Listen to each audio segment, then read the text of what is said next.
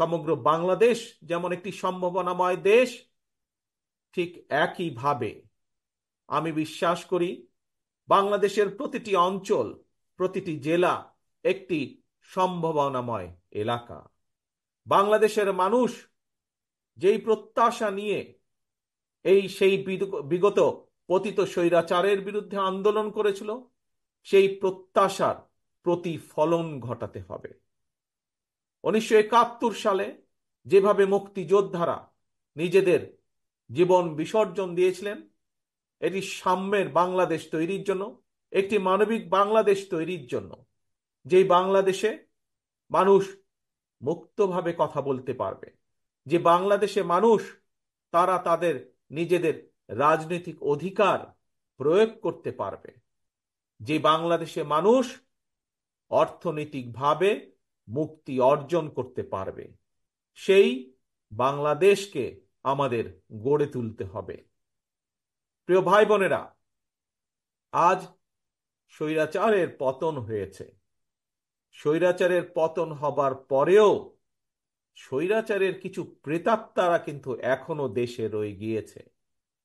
আমরা বারে বারে বলেছি, আমরা বারে বারে বলছি, আবারও বলেছি, আবারও বলতে চাই যে আজকে লাখো জনতার আত্মত্যাগের বিনিময় যে অন্তর্বর্তীকালীন সরকার প্রতিষ্ঠিত হয়েছে, এই সরকার জনগণের রাজনৈতিক যে প্রত্যাশা, জনগণের রাজনৈতিক যে অধিকার, যার জন্য বাংলাদেশের মানুষ বিগত 17 বছর ধরে সংগ্রাম করছে, সেই অধিকার যাতে সঠিকভাবে প্রতিষ্ঠিত হয়, তার জন্য তারা পদক্ষেপ গ্রহণ করবে। কিন্তু কিন্তু এটিও সতর্কভাবে খেয়াল রাখতে হবে আমাদেরকে যে তারা এই কাজটি, জনগণের এই কাজটি করতে গিয়ে, জনগণের রাজনৈতিক অধিকার প্রতিষ্ঠা যে কাজ, সেটি করতে গিয়ে এমন কোনো পরিস্থিতির উদ্ভব যেন না হয় যাতে করে অন্য স্বৈরাচার আবার কোনো ষড়যন্ত্র করার সুযোগ পায়।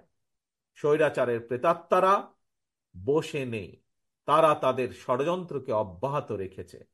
কাজে প্রিয় ভাই বোনেরা, গণতন্ত্রের পক্ষের সকল রাজনৈতিক দল, গণতন্ত্রের পক্ষের প্রতিটি মানুষকে আজ সতর্ক থাকতে হবে, সজাগ থাকতে হবে।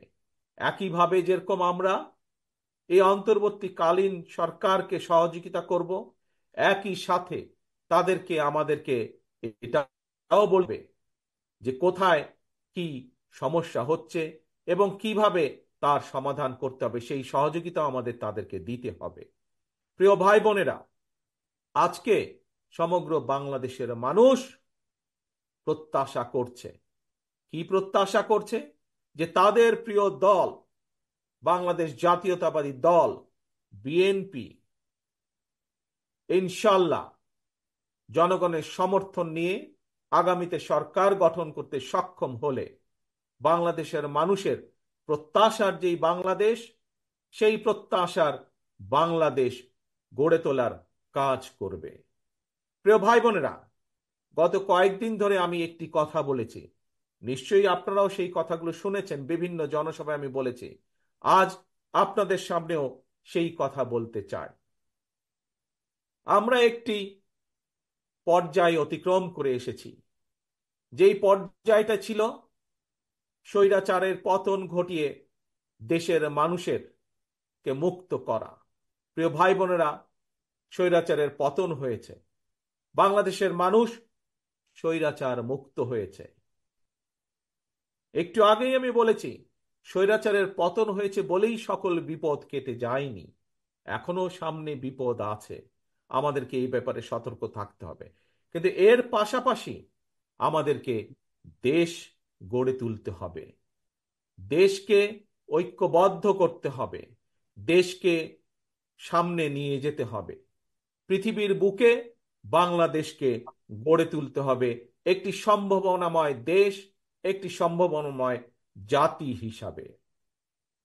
প্রিয় ভাই বোনেরা, আমার বক্তব্যে আমি বলেছি যে শুধুমাত্র রাজনৈতিক মুক্তি হলে, রাজনৈতিক অধিকার প্রতিষ্ঠা হলেই সকল কিছু হয়ে যায় না। রাজনৈতিক ক্ষমতা অর্জন, রাজনৈতিক অধিকার প্রতিষ্ঠা পাশাপাশি আমাদেরকে বাংলাদেশের মানুষের অর্থনৈতিক মুক্তির সংগ্রামেও জয় যুক্ত হতে হবে। বাংলাদেশের মানুষের অর্থনৈতিক সংগ্রামেও আমাদেরকে জয় পেতে হবে। তাহলেই একমাত্র আমরা আমাদের যে আন্দোলন সেইটির কাঙ্ক্ষিত লক্ষ্যে আমরা পৌঁছতে সক্ষম হব।